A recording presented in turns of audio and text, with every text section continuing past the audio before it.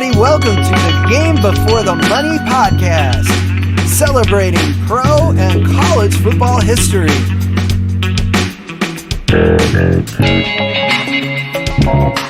This episode, celebrating the King, Hall of Famer Hugh McElhenny.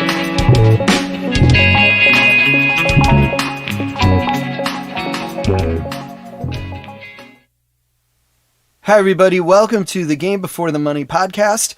I'm Jackson Michael, author of The Game Before the Money, Voices of the Men Who Built the NFL. It's an oral history featuring interviews of 40 football legends who played between the 1930s and the 1970s, including Bart Starr, Don Maynard, Carl Eller, Frank Gifford, and that book is available at Amazon.com. This episode, we're going to celebrate Hugh McElhenny, the man they called the King. McElhenny played 13 seasons in the NFL, starting in 1952 and ending in 1964. He is a member of the 1970 Pro Football Hall of Fame class. He's likely best known for his days as a halfback for the San Francisco 49ers in the 1950s, although he also played for the Minnesota Vikings, the New York Giants, and the Detroit Lions. He was kind enough to answer several questions via email for the Game Before the Money podcast, and I'd like to thank Mr. McElhenny and his family for helping put everything together. Throughout this episode, I'll read some direct quotes from the King via that email exchange. Hugh McElhenny was born on New Year's Eve in 1928 in Los Angeles, California. He overcame a dangerous injury as a youth that almost ended his athletic career before it started. He told the story via email. Quote, "I was 13 years old, running in a vacant lot and stepped on a milk bottle, cutting tendons in my left foot, and wasn't expected to have full use of my foot." Unquote. I asked him how he first got involved with organized sports, and particularly football. He said, quote, "I ran track in high school. I didn't care much for baseball or basketball. The track coach had good sprinters, but no hurdlers, so I decided to go out for high and low hurdles and broad jump my sophomore year in high school.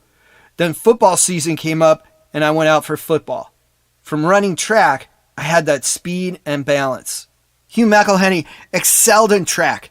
He set California state high school records in the hurdles at George Washington High School in Los Angeles. He also won the state championship in the broad jump. The speed and balance that McElhenny learned from track became the trademark of his running style in football. McElhenny's talents were noticed by several NCAA schools. He's often spoke about the under-the-table benefits that he received. He first attended USC and was reportedly given a nice paying job to do some landscaping. He left the school after a few months after he still hadn't received the promised money. He then attended Compton Junior College and played football there.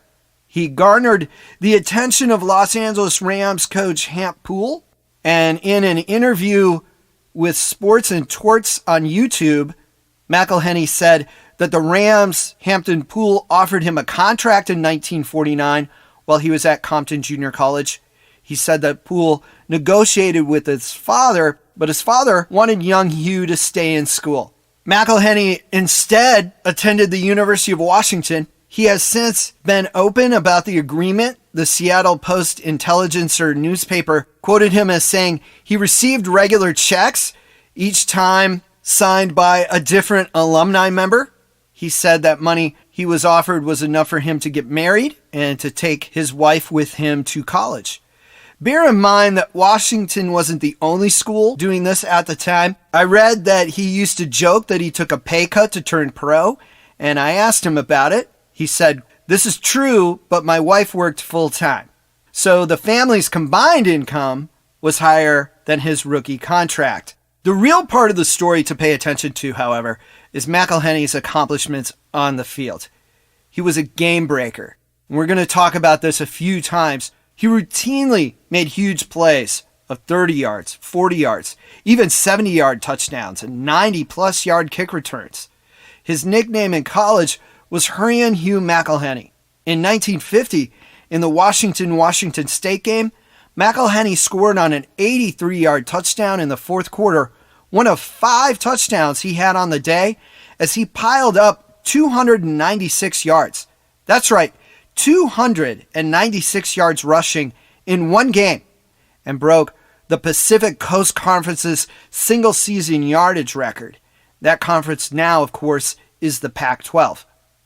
Those 296 yards are still the Washington single-game record 70 years later after the 2020 season. That 83-yard touchdown wasn't his longest touchdown run of the season, however. He had a 91-yard scamper against Kansas State that year. He also had touchdown receptions of 77 yards and 65 yards that year. He raked in 141 receiving yards in a game against Cal in 1951. So like I said, McElhenny was a game breaker. He was a playmaker, a very exciting player to watch who could swiftly turn the momentum of games with a big play. So here's one place in football history where Hugh McElhenny stands out. He was one of the first guys that could work both as a rushing and a receiving threat for big yardage. But that still wasn't all to McElhenny's game. He was a tremendous threat on special teams as well. In fact, his career all-purpose yards record at Washington wasn't broken until over 40 years later. And to this day, he still owns the career all-purpose yards per game record in Husky history. He still owns the school record for longest punt return for a 100-yard touchdown return against USC. And a fun fact about that punt return was the last man he beat on that play was Frank Gifford. McElhenny also once kicked 9 extra points in a single game for the Huskies. NFL scouts took notice as the 1952 NFL draft approached. Hugh McElhenny remembered for us finding out how he was drafted. Quote, I was attending the U of W and received a phone call from the 49ers and was disappointed that the call wasn't from the Rams, my hometown team. I was the 9th draft choice in the first round in the 1952 draft. Now the Rams, they had the first overall pick in the draft. They selected Vanderbilt quarterback Billy Wade. McElhenny was one of 4 future Hall of Famers selected in that first round of the 1952 NFL draft. He reportedly signed for $7,000. In the book, The Game Before the Money, Frank Gifford talked about his rookie contract. You also might have heard me speak about Frank Gifford's rookie contract on the American Public Radio program Marketplace. Gifford was selected 2 spots behind McElhenny in the 1952 NFL draft and signed for $6,500. So that's 2 future Hall of Fame first-round draft picks that signed for less than $14,000 combined. For perspective, cornerback C.J. Henderson was the 9th overall pick in the 2020 NFL draft, and he signed a contract that guaranteed $610,000 for his rookie year and reportedly has over $8 million in guaranteed money over 4 years. He also reportedly got a $12 million signing bonus. Frank Gifford told me that his signing bonus was $250. That's why the show and the book are called The Game Before the Money. So Hugh McElhenny shows up to training camp, and 49er quarterback Frankie Albert is already a fan. He had seen McElhenny play in the Hula Bowl. He helped convince 49er head coach Buck Shaw to draft McElhenny. Frankie Albert had a lot of sway with the team. And in a preseason game against the Cardinals, he asked Shaw to put McElhenny in the game. Legend has it that Coach Buck Shaw responded, well, he doesn't know any plays. And Frankie Albert responded, when has that stopped us? Albert did things the old-fashioned way. He drew up a play in the dirt right there on the spot. McElhenny took a pitch out 42 yards for a touchdown. And thus began Hugh McElhenny's pro career of making big yardage on spectacular plays. In week 2 of his rookie season, he rushed for 170 yards on only 7 carries. He also had a 33-yard reception. In week 4 against the Bears, McElhenny gained 103 yards on only 12 carries, and he had a 94-yard punt return for a touchdown. That punt return stood as the longest in 49er history until John Taylor broke it with a 95-yard punt return in 1988, 36 years later. I asked McElhenny when he first remembered being called the King, and he said that Frankie Albert gave him that nickname during his rookie season. According to the San Francisco 49ers book, Where Have They Gone? By Matt Miyako, it was after the Bears game that Albert handed McElhenny the game ball and told the team that Hugh was the king of the halfbacks. The 49ers stood as the NFL's only unbeaten team in 1952 after 4 games. They extended the streak to 5-0 the next week. Hugh gained 93 yards on only 5 carries. He scored 2 touchdowns, 1 rushing, and 1 receiving. And this brings us to 2 points about McElhenny's outstanding career. The first is that although the 49ers bolted out to a 5-0 start in a 12-game season, they didn't make the playoffs. In fact, they lost 5 of their next 6 games. When I asked McElhenny what he thought defined those San Francisco 49er teams of the 1950s, he replied, quote, "The only way I can describe the 49ers of the 1950s is they seem to keep coming up short of the championships." The other point I'd like to make here is that you likely have noticed that the King gained a lot of yards but only had a few carries. That's because of the great 49er backfields of the 1950s. They were called the $1 Million backfield. The backfield consisted of McElhenny, Joe Perry, John Henry Johnson, and Y.A. Tittle. All 4 are in the Pro Football Hall of Fame. McElhenny said in the book 49ers Looking Back that Y.A. Tittle used to joke about trying to keep everybody happy. As a result, McElhenny didn't carry the ball as much as if he were the sole workhorse for a team. There were only 4 games over his entire career that he carried the ball 20 times or more in a game. And in his first 4 seasons, he only carried the ball over 15 times or more in 3 games. Another angle to that is a lot of McElhenny's runs picked up quite a bit of yardage. So he would gain more in 1 carry than many running backs would gain in several. And in his rookie season, he scored 10 touchdowns, all except for 2 of those touchdowns were on plays that gained more than 15 yards.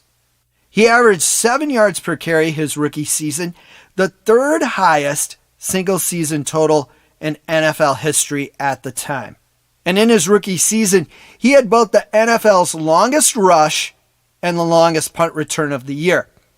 McElhenny was an all-time expert at using the entire field. He was famous for razor-sharp cuts and zigzagging through an entire defense.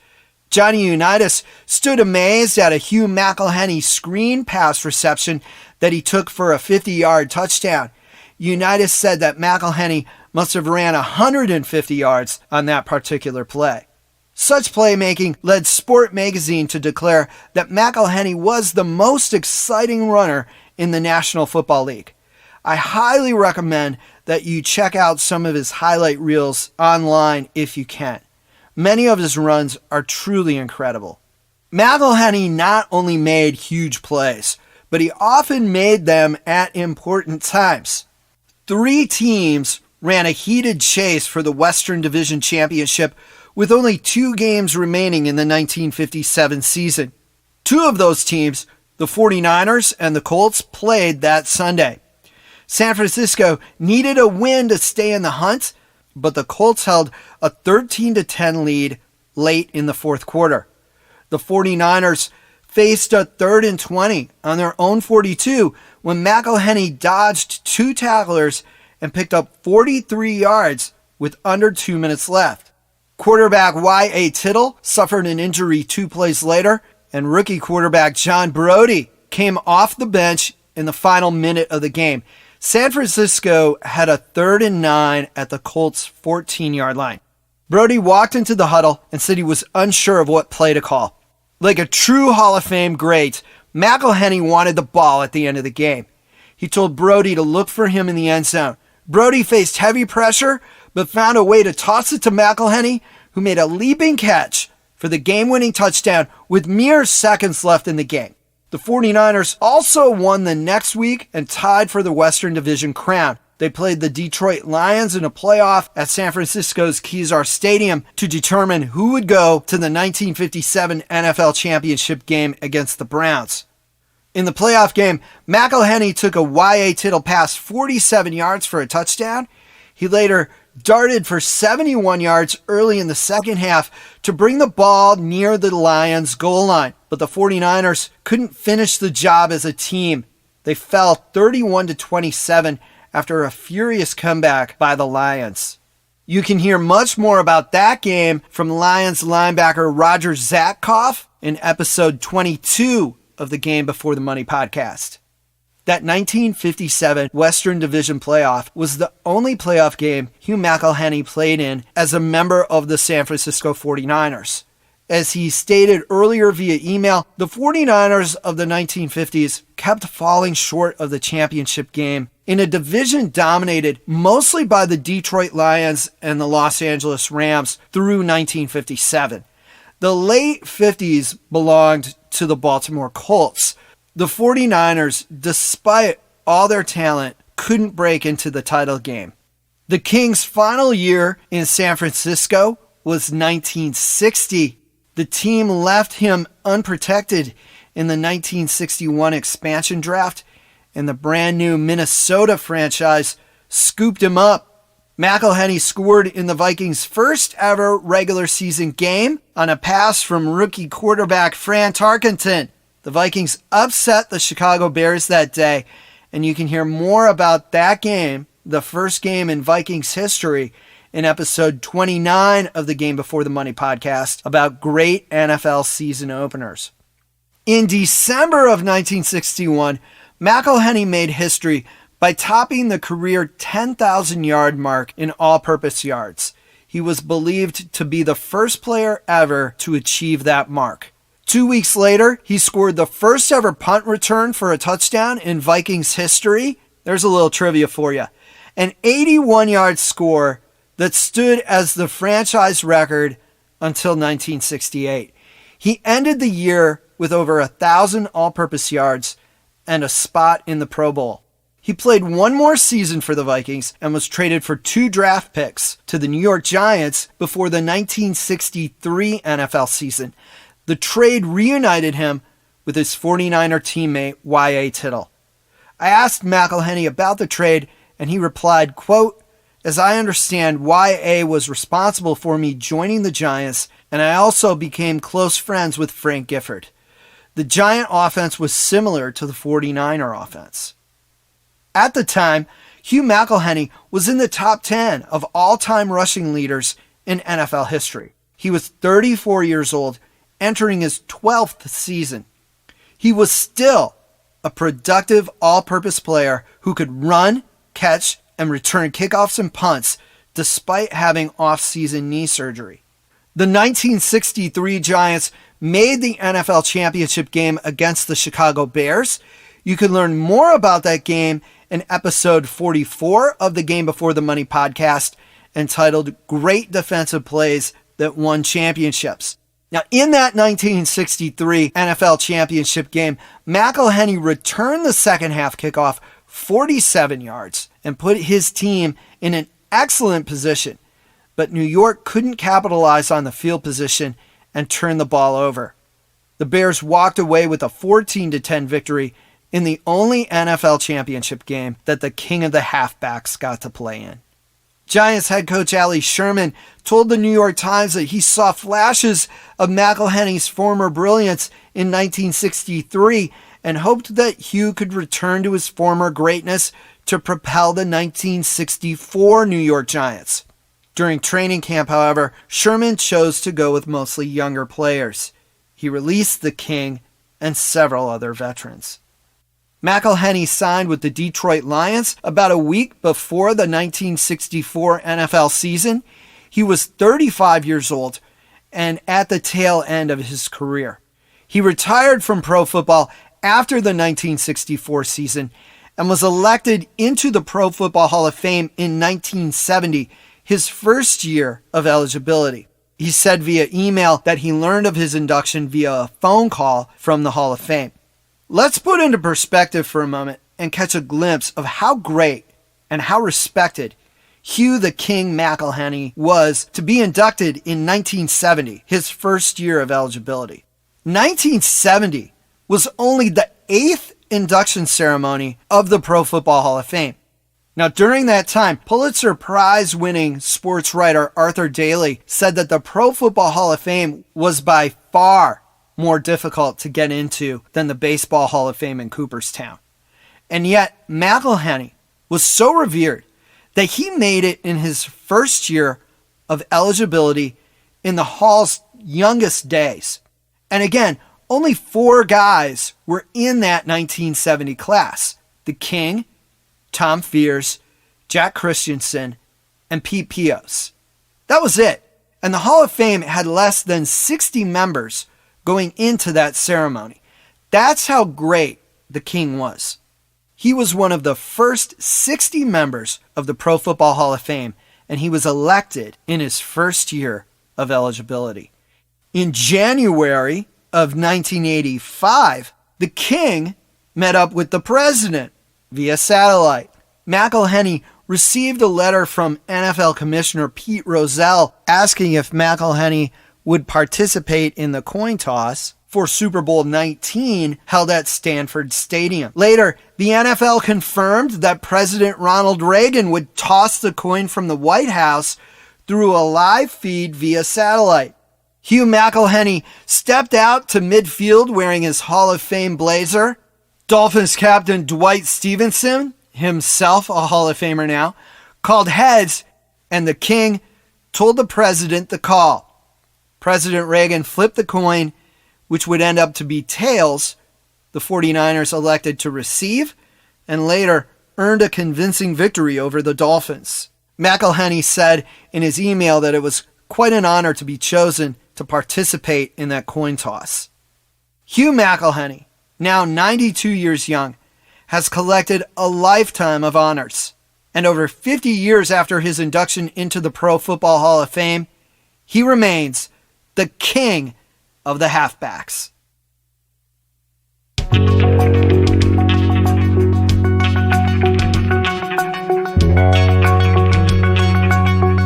Thank you for listening to this edition of the Game Before the Money podcast. And again, special thanks to Hugh McElhenny and his family for making the interview possible. Upcoming episodes of the Game Before the Money podcast will include interviews with AFL legend Lionel Taylor and also Bob Stein of the Super Bowl IV champion Kansas City Chiefs. Please subscribe on your favorite podcast app so you don't miss an episode. You can also listen online at thegamebeforethemoney.com. Transcriptions of podcasts are also available at thegamebeforethemoney.com and are powered by our transcription partner Sonix. That's Sonix. Visit sonix.ai to learn more about their automated transcription services.